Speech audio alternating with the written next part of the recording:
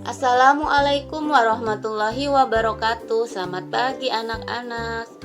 Apa kabarnya hari ini? Semoga dalam keadaan sehat. Nah, anak-anak, mari kita membaca doa sebelum belajar. Bismillahirrahmanirrahim. Rabbi zidni ilma warzuqni fahma.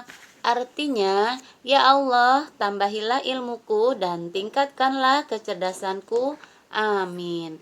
Anak-anak kelas 3, kita akan kembali belajar bahasa Sunda, yaitu pengejaran 2, pengalaman nu pikaresepem, atau pengalaman yang sangat menyenangkan. Kita akan membahas paniten basa dan panyungsi basa. Kita akan membahas mengamati bahasa dan mencari arti bahasa. Anak-anak, tujuan pembelajarannya sebagai berikut. 1. Maca bedas bacaan pengalaman kalayan ngagunakeun lafal nu bentes, lentong jeung ekspresi nu merenah. Membaca nyaring bacaan pengalaman dengan menggunakan lafal yang jelas, intonasi dan ekspresi yang benar. Yang kedua, ngajenterkeun isi bacaan kalayan benar, menjelaskan isi bacaan dengan benar.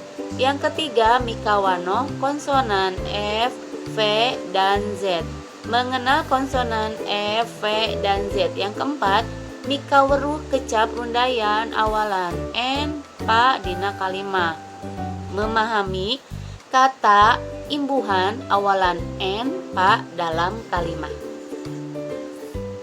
Perhatikan paniten bahasa tersebut. Di sini ada bacaan yang akan Ibu bacakan. Kalian boleh lihat pada buku paket masing-masing halaman 12 dan 13. Judulnya adalah Finalis Pasanggiri Pupuh. Artinya finalis perlombaan pupuh atau peserta perlombaan pupuh. Sobat, ngaran abdi Safa. Teman, nama saya Safa. Siswa kelas 3 SDIT Al-Firdaus, Lembang, Bandung. Saya dipilih oleh sekolah diperintahkan mengikuti perlombaan pupuh tingkat kecamatan. Waktunya hari Minggu. Tempatnya di gedung PGRI Lembang. Pada saat itu atau pada waktu itu saya memilih pupuh Mas Kumbang. Sebelum perlombaan saya gugup sekali, takut tidak bisa. Saya kebagian nomor peserta 3. Sewaktu bagian saya dipanggil, saya memohon doa atau minta doa dari mama dan bu guru. Setelah dari itu, saya cuman membaca bismillah saja ke panggung, menyanyikan atau membawakan pupuh Mas Kumbang. Alhamdulillah lancar, soal juara atau tidak apa-apa, yang penting punya pengalaman. Seminggu sebelumnya atau seminggu waktu itu, saya dipanggil oleh kepala sekolah untuk mengikuti perlombaan pupuh tingkat kabupaten. Saya jadi perwakilan dari kecamatan. Bu guru dan orang tua nangis karena saking senangnya. Teman-teman sekelas turut mengucapkan selamat. Saya merasa tidak enak, kurang percaya karena mewakilkan sekabupaten. Rasa tidak enak dan tidak percaya diri, kecil hati, takut tidak bisa membawakan amanah sekolah dan amanah dari teman-teman. Saya pergi ke kabupaten diiringi oleh mama serta rombongan dari sekolah. Ada bapak kepala sekolah, guru kelas 3, dan sebagian teman-teman. Selama di gedung tempat perlombaan, hati ini merasa tidak enak dan pikiran pun tidak tenang, gugup. Saya kebagian nomor peserta 5. Saat dipanggil, saya gemeteran dan juga gugup. Tapi ya la haula saja. saya naik ke panggung dan saya memilih Pupuh Sinong. Kira-kira jam 14.00 sore atau jam 2 sore, acara perlombaan pupuh antar siswa SD Sekabupaten Lekasan tinggal menunggu pengumuman saja. Ketua juri mengumumkan dari urutan paling depan. Nama saya tidak dipanggil. Hati saya semakin tidak enak. Sepertinya saya ingin menangis saja. Dewan juri mengumumkan juara perlombaan. Ternyata nama saya disebut. Saya langsung sujud syukur sambil berurayan air mata. Karena saking senangnya, orang tua dan bu guru langsung memeluk dan mencium saya. Bukan hanya piagam saja yang saya bawa. Saya pun membawa uang semangat dari panitia, yaitu sejumlah 2.500.000. Nah, itu teman-teman bacaan yang sudah Ibu artikan ke dalam bahasa Indonesia. Lebih jelasnya kalian boleh baca halaman 12 dan 13. Lalu ada pertanyaan yang dijawab oleh kalian bersama keluarga. Pertanyaannya sebagai berikut. Nomor 1, saha nu miluan pasanggiri pupuh teh? Siapa yang ikut perlombaan pupuh itu? Nomor 2, pupuh naon nu dilembangkeun ku patandang teh? Pupuh naon nu ditembangkeun ku patandang teh? Pupuh apa yang dibawakan oleh para peserta itu? Nomor 3, naon sababna hatena tagiwur jeung hayang ceurik? Apa sebab hatinya tidak enak dan ingin menangis? Yang keempat, kunaon manis sujud syukur bari jeung cirambai air mata? Kenapa sampai sujud syukur dan mencucurkan air mata? Yang kelima, cik mun hidup gitu kumaha? Nah, kalau kalian seperti itu bagaimana? Kalian ceritakan. Selamat bekerja, selamat mengerjakan bersama keluarga. Hati-hati anak-anak. Lalu nanti dijawab di buku tulis dan setelah selesai upload foto di Google Classroom masing-masing. Selanjutnya adalah ada kamus alit di sini untuk kita simak bersama. Pasanggiri sama dengan perlombaan, ditunjuk sama dengan dipilih. Ngawilujengkeun sama dengan atau artinya ucapan selamat. Ngiringan artinya milu. Patandang artinya peserta.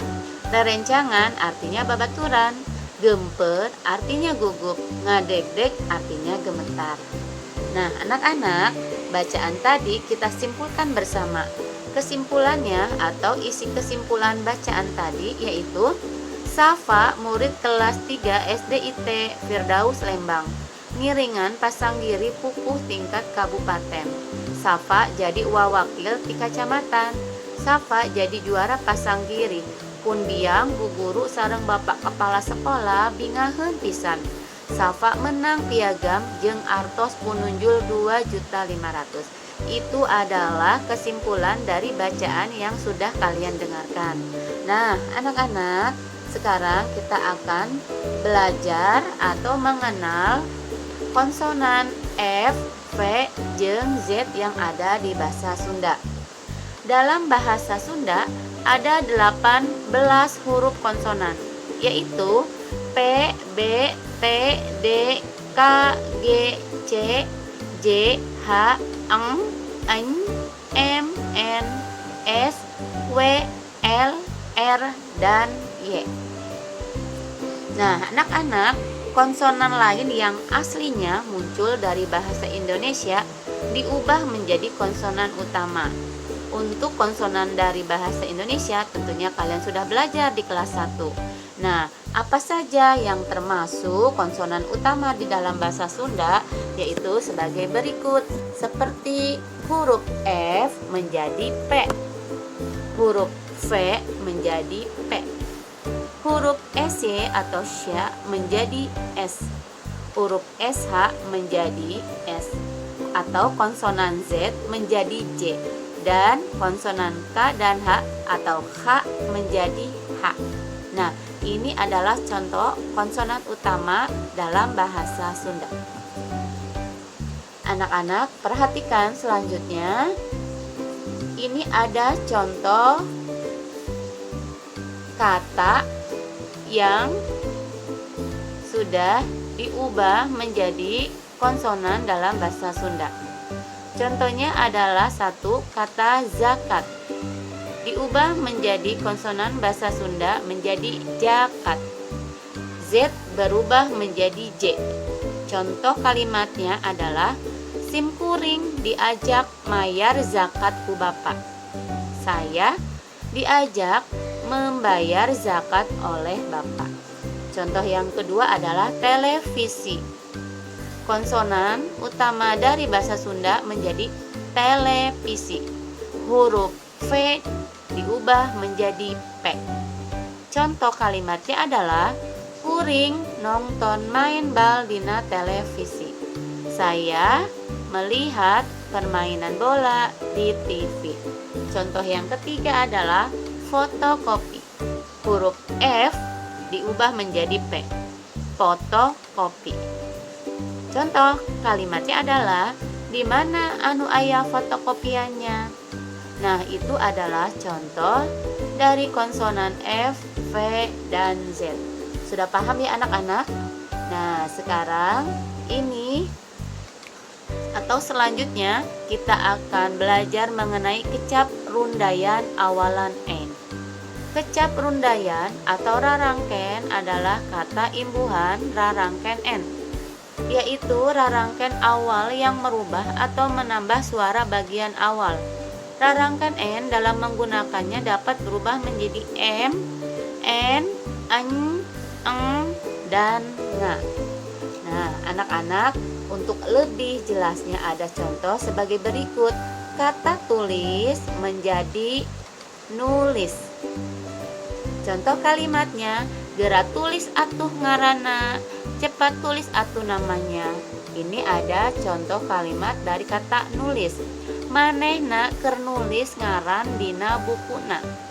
Dirinya sedang menulis nama di dalam bukunya. Contoh yang kedua adalah kata baca jadi maca.